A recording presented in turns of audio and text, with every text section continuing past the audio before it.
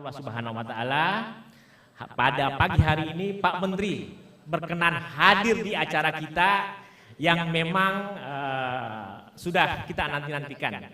Dan kepada Pak Menteri, saya selaku rektor, saya mohon maaf jika dalam pelaksanaan ini ada kekurangan.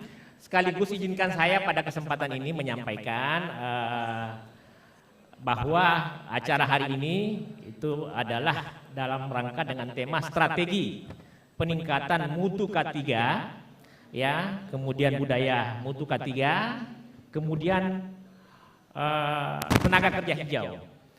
Nah, kami sengaja mengambil strategi peningkatan mutu K3 oleh karena kami berpendapat bahwa selama ini tokoh-tokoh K3 nasional di grup WA, kemudian upaya Pak Menteri bagaimana menjadikan K3 lebih bagus, bagaimana menjadikan layanan K3 lebih mantap, sehingga tema hari ini kita sesuaikan.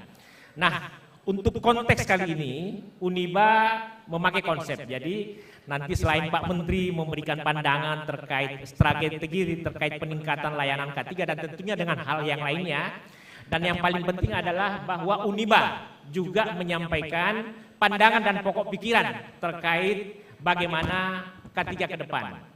Yang kedua, kami berpendapat bahwa terlaksananya K3 salah satu wujudnya adalah budaya K3. Khusus terakhir, kami memakai tema tenaga kerja hijau. Oleh karena ini lagi ngetren, Pak Penas sendiri sudah melakukan perencanaan terkait ini. Dan kebetulan Uniba yang dekat dengan IKN, di sana itu kota hijau, kemudian di sana itu adalah Green City, maka kami sebagai kampus menyiapkan Green Management yang dalam hal ini Magister Management Uniba punya keunggulan Green Management, karena dengan harapan bukan saja terkait Green Quality Management, Green Safety Management, akan tetapi Green Human Resource Management. Mungkin itu saja yang bisa saya sampaikan, sekedar penyampaian sama Pak Menteri. Saya memperkenalkan diri, saya Rektor Uniba yang kebetulan juga praktisi di bidang K3 secara nasional. Jadi dulunya saya adalah Ketua Komisi Dewan K3 Nasional, mewakili Asosiasi Perusahaan Jasa K3 Indonesia. Ya, jadi di sini kebetulan ada sejumlah tokoh K3 nasional dari ALP K3 dan PJ K3. Kemudian juga ada sekitar 10 serikat pekerja organisasi.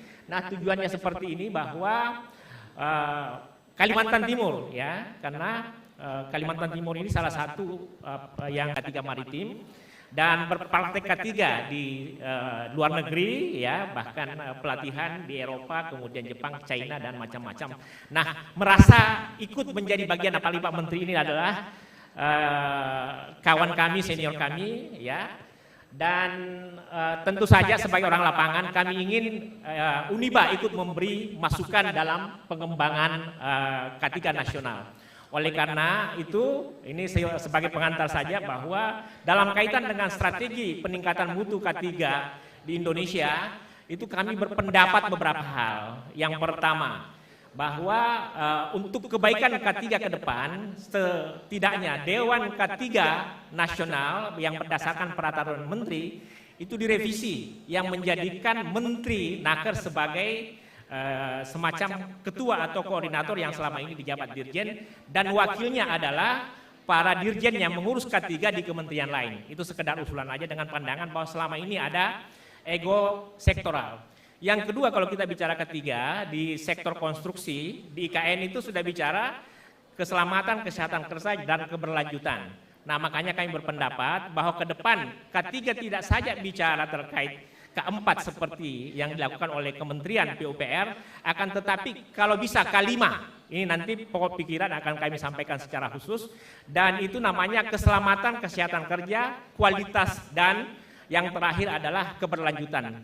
Dan itu juga nantinya yang akan dibahas di Green Management. Sekedar informasi bahwa di IKN saat ini kalau kita lihat pembangunan konstruksi kemudian dikaitkan dengan K3, maka yang terlihat di situ adalah perpaduan di antaranya ada K3-nya, ada di sana 5R-nya, ada sistem manajemen keselamatan konstruksi, ada sistem manajemen mutu, sehingga salah satu poin yang kami sampaikan bahwa dalam rangka peningkatan mutu keselamatan dan kesehatan kerja, maka integrasi sistem manajemen mesti disatukan semua.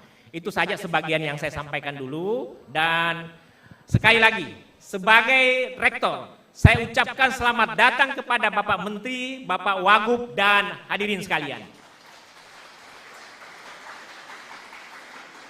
Yang kedua, kita doakan mudah-mudahan acara ini berkah dan kita semua dirahmati oleh Allah Subhanahu wa Ta'ala.